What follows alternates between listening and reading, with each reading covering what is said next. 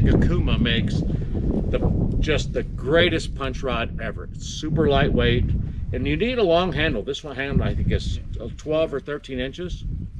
It's a light rod, and with the long handle I can put this under my arm, which when you're punching all day, if you're using a short handle like a flipping stick, you're all day you're like this, right? And so all day your wrist and your arm is just getting tore up. So with this one, put it in there, I put it here, and I lift it, and then when I get one I could come up on it. And he's got the butt of the rod under his arm, which is giving him a lot more leverage. Gives me a little extra leverage. So this is a 711 extra heavy Okuma TCS rod, and then I'm using a Helios reel, 7 3-to-1. I use 65-pound. I'm using Phoenix Hydra, and I've been using that for a couple of years now. So, and straight braid to the straight, yeah, it's straight braid all the way through. So when I get one. 8 carrier line is a lot quieter when it's going through the hyacinth or through the grass because it's smooth. So 8 carrier just means it has 8 lines that are woven together, rather than a 4 carrier would be 4, and you can imagine that's much more coarse. And it sounds like a saw coming. Right, You'll know the difference when it comes through the vegetation. You'll find like it's almost like a saw. Yep, if you're throwing a rattle trap or a LV through the grass at Clear Lake or something, you might want a 4 carrier that kind of rips through the braid a little bit better. But for punching, this works. This line has been just fantastic. I've never broke off a fish. And these Okuma rods, I think they're pretty reasonable rods. What they are? I'm going to say it's it's under $200. Under $200 for that Okuma punching rod. Yep. And that's your tournament rod. It is. I use this all the time. There you go. You don't need to spend $400 or $500 on a flip stick or a flipping stick or a punch stick. So you've got standard hook, standard. Right. Standard I use a 6 cents bobber stopper, and I only use one bobber stopper because when I hook a fish, I like the weight to come up. I don't want it all to be compact here. I want the weight to come up and then the hook to fight the fish. And then this is a Gamakatsu 4/0 heavy wire hook. This bait is a Missile Baits D-Bomb. So 2 of my favorite baits, Missile Baits D-Bomb, and then I think I only brought 2 baits with me, and then a Yamamoto Flapping Hawk. So this one is a little firmer than a Flapping Hawk, so it lasts a little bit longer. You know, good and bad about this, it's a soft bait. Yamamoto, they make all the baits are pretty soft, which is good. When you hook one, you usually get the fish. Only bad thing is that you go through a few of them fishing. Yeah, all of this here, you see all this is primrose. It's that really viney stuff. Really hard to get your bait out if you get stuck in there. And then we have hyacinth, which is this stuff that comes up. Well, primrose is pretty flat. It's viney. Usually doesn't hang down too far. But the hyacinth can go down way deep, and the shrimp will sit right on the bottom of this hyacinth. So crawfish, all kinds of things will get on there. So for me, it's my favorite. I catch plenty of fish out of primrose also, but for me, the hyacinth is my favorite because of that. And I think crawfish sit up in there, and I'm throwing a crawfish imitation bait. This is what Mark's talking about by the beard on this, and this can even go further. It can go down 2 or 3 feet, but if you look at this, there's all kind of this vegetation holds bugs in it. So bluegill, crayfish, they'll be swimming right in through this and almost, you know, looking around in there for forage, and that's the start of the food chain here. So if you put that in your live well and let it sit in there for a little while, when you pull it out, you'll see a bunch of little teeny shrimp in there, like little crustaceans. I'll be darned. So I mean, you don't see them there. I mean, a lot of them are really, really small. So, and I think that, you know, crawfish and bluegill and other fish are in there eating them. So when you're punching through this and you're letting that bait go down, let's say it just comes right through like this, and then it comes right through. Now, will you pull it back up and hold it up in here? So sometimes, I mean, it depends. Sometimes you get bit like right here. Right in here. Then at that time I'll work it here just a little bit. But most of the time when the bait's coming through like this, the fish are going to hit it right when it goes through and grab it. They'll hit it on the full. So be aware you've got a lot of vegetation under the water when you see stuff on top. It's kind of like an iceberg. Okay, we're going to watch Mark fish this area in here, and he's going to talk about just how he fishes these little pockets. We've got, what's the depth in there, Mark? You know, we got 8 foot right here, so I'm going to say it's probably 6 or 8 foot right on this pocket, which should be enough to hold a big one. It's kind of a little corner. It's protected. The only problem is we don't have a good tide right now. So other than that, it looks good. So we're going to get up and going to go through it pretty quick. We're just going to kind of hit it and see what happens. He's punching this offshore grass right now because there's some pockets, and he's got what, 3 feet under there, 4 Yeah, feet? he's got like 3 or 4 feet. Yeah. This looks pretty good. So you see he's just, you know, covering really real when quick. you're punching, you're just hitting anything that has a little cover on it, you can get your bait down through. So any of this sparse stuff, it's just gonna go through it pretty quick. Yeah. How about that shade? Because you're punching under the mats anyhow, but we see the shade in here. Is that something I'm not gonna fish that shade? You're not? Okay. A couple reasons. One is it's real shallow.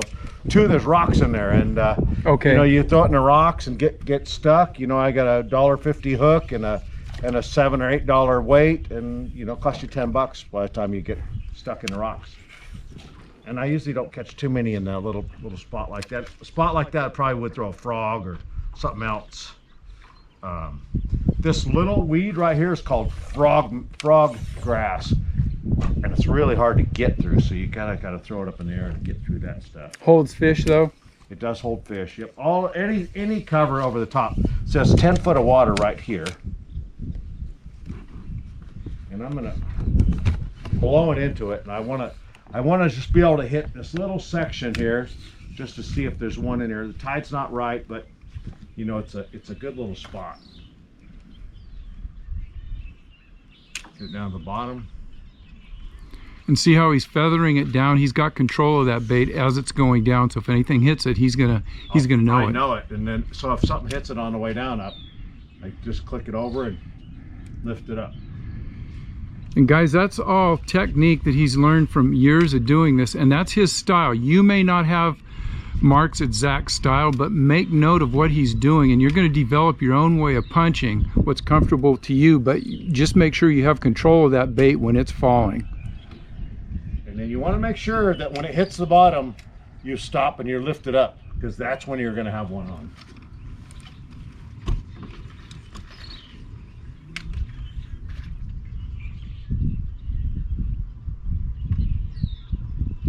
It's real deep right there. Yeah, it gets deep out by that. Generally, post. when it gets real deep, the fish are going to hit it right from the start, so you almost don't have to go to the bottom. So next to the pole, though, I am going to go to the bottom, just in case there's one sitting out there on the side of this pole, because there could be one on this pole, and you know, 5, 10, 15, 20 feet deep even. And it's 14 foot deep here, so I'm going to go get it right next to Nice it. cast. There it goes.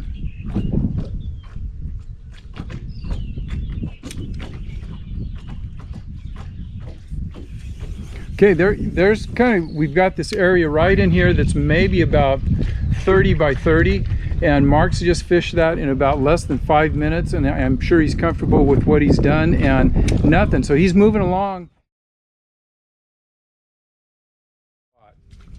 Now, for you guys that are fishing in behind a guy like this, like I'm doing, maybe you're in a tournament or you're just out fishing for fun, you really want to be aware of where the man in the front of the boat's casting, at what depth he's casting, what he's throwing, and try to do something a little different. Mark's throwing, what are you throwing, Mark? This is a missile D-bomb. Mark's throwing a D-bomb, so I'm throwing a worm, and I'm throwing a little lighter setup, and just trying to maybe pick up a fish that Mark's not going to vacuum up out of here. Right, I'm throwing an 1.5 ounce weight and a creature style, beaver style bait that goes through pretty quick. So most of the time when these fish are going to hit, it's going to hit it on the way down.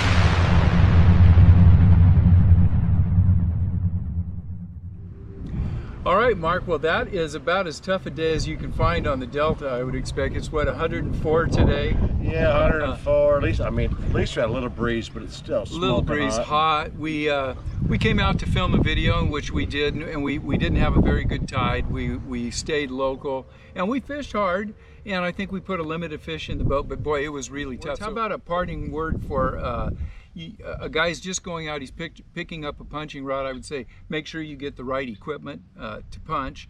But give a couple words of advice for the guys that are just starting out, what you should really look for.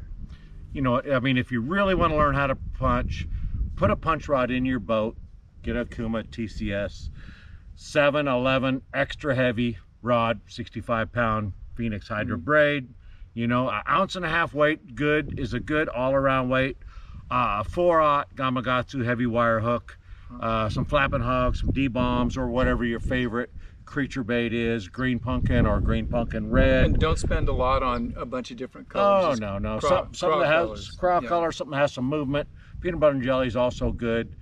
You know, so you don't need a lot, and just go out and do it. You know, no matter how good you are or how good the spots are, I mean, sometimes you just have those days. I really appreciate you coming out and sharing the information with you. Go ahead and let them know how to get a hold of you if they want to hook you up with a guide day. Yeah, the easiest way is to go to my website, easybass.com, or you can email me, mark@easybass.com. So shoot me an email if you're looking for a trip or some info. Just, you know, feel free to shoot me an email and I'll get back to you. That's about it, guys. I will follow this video up with a secondary video, and I'll go over setting up the punch rods and the knots and some of the alternative punch rigs that I use, like the Bubba Shot and just a heavy T rig that you can also use. And Mark and I talked a little bit about this. You know, when Mark's looking for fish, being pretty much a full-time tournament angler, he's not looking for 2 and 3 pound fish. So he's punching heavy gear, and he's looking for 5 bites and the 5 biggest bites that he can get. So what I will, I know how Mark's setting up, and I'll show you how Mark's setting up, and I'll show you some of the things that I do to set up. And my view is a little different, not so much focusing on tournament fishing, but I use some lighter punch gear and some variations, so that for those of you who are coming out, I'll show you how to set up. And maybe if you're not in the mindset of coming out and just punching for 8 hours, it'll give you some alternatives to not only get out there and punch, but use some different things to maybe pick up a few extra fish and maybe save your arm for another day if you're not catching the big fish. Yeah, I mean, and you can downsize. You can use smaller baits.